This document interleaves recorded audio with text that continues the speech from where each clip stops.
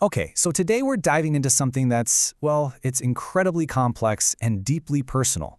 We're going to talk about that razor-thin line between healthcare and a violation of your basic rights. We're going to break down when forced mental health treatment can actually cross over into being illegal.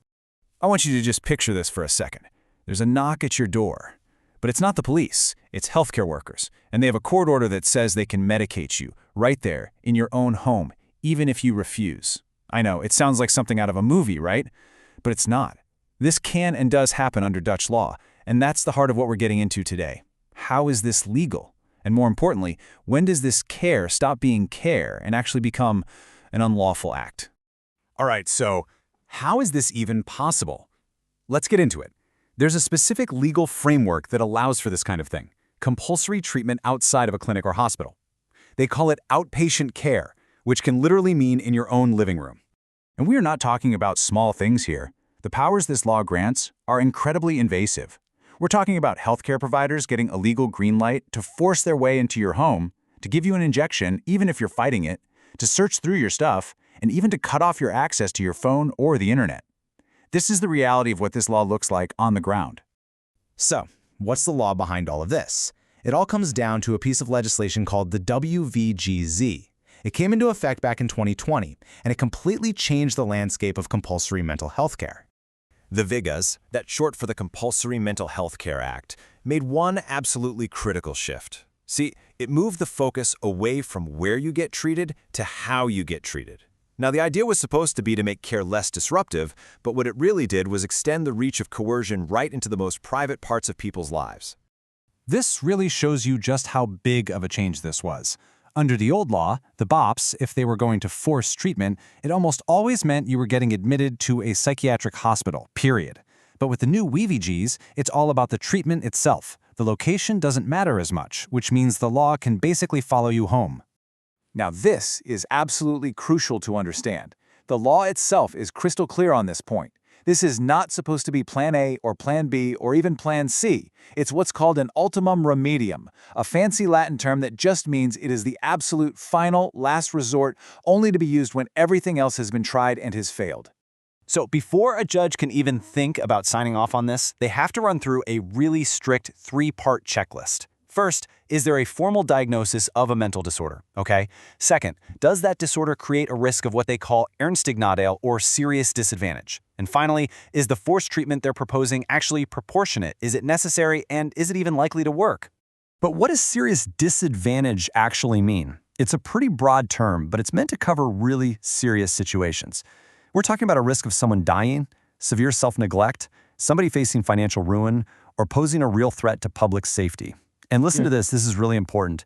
Just being a public nuisance, annoying your neighbors, that is not supposed to be enough to trigger this law.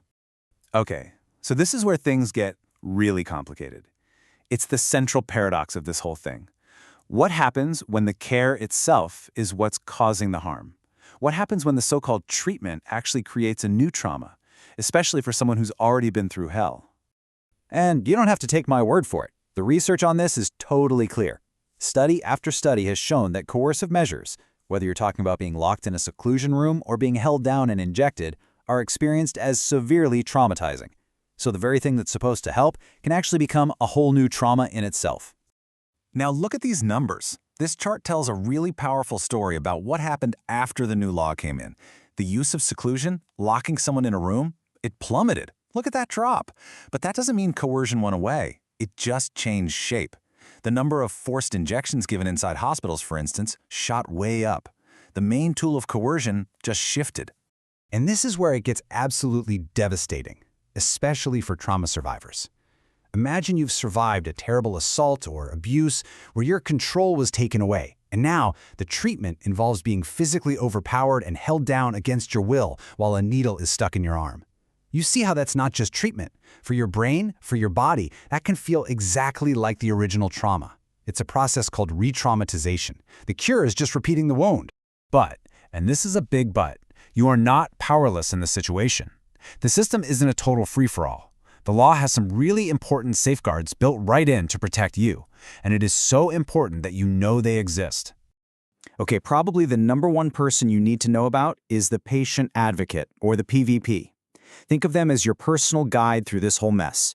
They are totally independent, their services are completely free, and their only job is to help you understand what's going on, know your rights, and make sure your voice is actually heard by the people making these huge decisions about your life. And it's not just the PvP. You have a whole list of rights here. You get a lawyer, paid for by the state. You have the right to speak directly to the judge making the decision. You can even create your own care plan, your own plan of action, to show them there's another way that doesn't involve force. These aren't just suggestions. They are your legal rights. All right, so let's circle back to the big question we started with.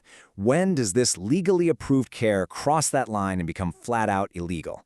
How can you actually hold the system accountable when it goes wrong? Here's the bottom line. Coercion becomes unlawful when the system fails to follow its own strict rules. If a healthcare provider just ignores those principles of proportionality and necessity, if they skip a required step, or if they can't prove it was truly a last resort, then their actions can be deemed illegal. And guess what? There's a formal way to fight back. You can file a complaint with an independent body called the WVGZ Complaints Committee. They will then investigate the specific thing that happened, that forced injection, that room search, and they will make a final, binding decision about whether or not the law was actually broken. And that leads us to a really powerful word in Dutch law, schadevergoeding. It means damage compensation. Because here's the kicker. If that committee agrees with you, if they rule that the law was broken and your rights were violated, it has the power to award you financial compensation for the harm that was done to you. This is where the real accountability comes in. It's the system officially, legally, and financially saying, yes, what happened to you was wrong. So this whole system is built on this really strange paradox, using force to try and give someone back their freedom of choice. But it leaves us with this huge question, right? In the incredibly delicate work of trying to help heal someone's mind, especially a mind that's already been wounded by trauma, can you ever, truly, get to a place of healing by starting with an act that completely shatters their trust?